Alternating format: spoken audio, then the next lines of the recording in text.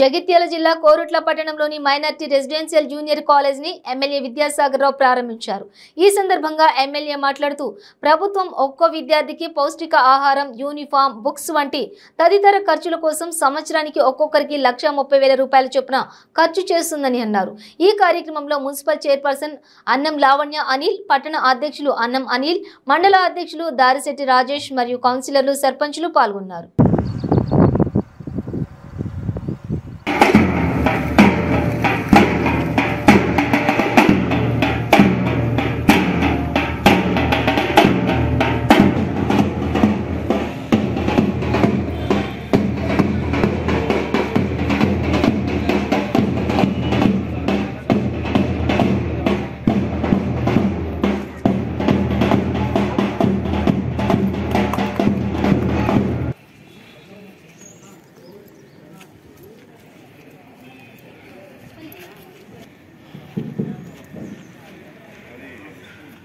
Sir, please welcome sir.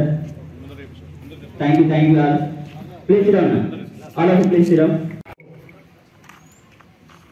Minority junior కళాశాల కోసం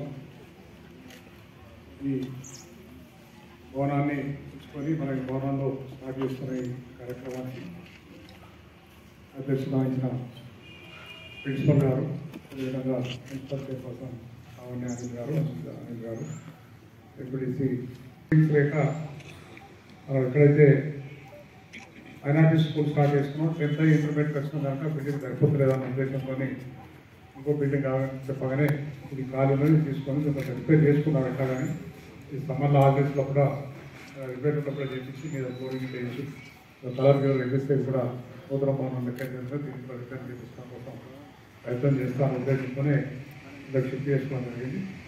మరి ప్రతి కాన్సెప్ట్కి ఒక మైనార్టీ స్కూల్ ఉంటే మన రెండు పెట్టించాం, ఒక బాయ్స్కి ఒక గర్ల్స్ రెండు పెట్టించాం।